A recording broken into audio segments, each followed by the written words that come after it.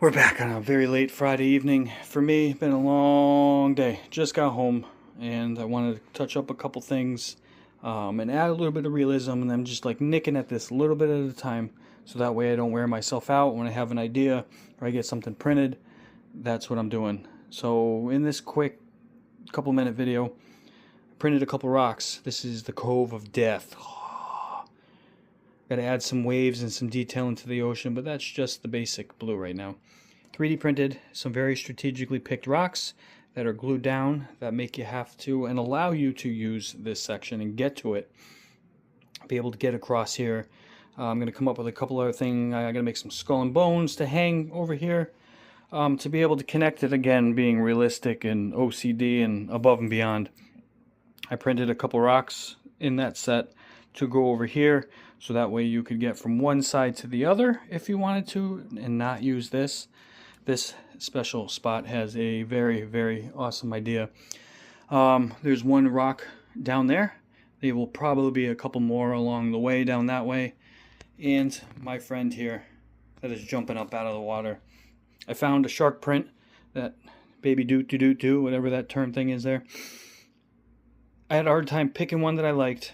Again, if you're looking down on this, you would see just the silhouette of the top of the body, which looks great from an overall perspective, but I think I'm just going to end up drawing in shadows of fish and stuff in here just to give a touch of realism. I got to do some seagulls maybe on some of these, but I wanted a shark, and I wanted a funny looking shark. And he's got a normal human tongue and some kind of bloody teeth and gums, which I thought was funny. I cut off the back of it so that way it looked like he was lunging out of the water. It's shadow creating, which gives a little more realism. Yeah, I know. It's just a crawling course. But I find it hysterical, and it's becoming a lot of fun. And that's all I'm thinking about lately, is just what can I do to this next. I sat down and I drew out what I want to do for that section over there. I've got some big plans. I'm super excited for that. So this will be worked on tomorrow. Probably most of the afternoon. Like I said, I'm going to draw on some detail and some ocean, some waves and stuff like that. I'm not going to go hardcore. There's some rough spots in the wood, but maybe I'll border it. Maybe I'll just draw some waves. I don't know. Share your thoughts. Let me know. What would you do with this corner? Right there. Like I said, that'll be up against the wall. That's not really part of the crawling course.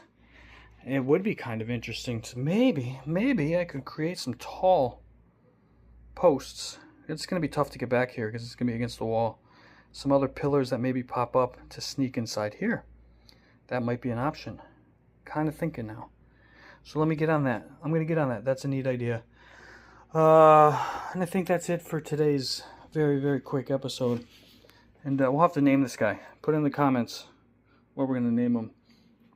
But this is an ongoing, awesome adventure.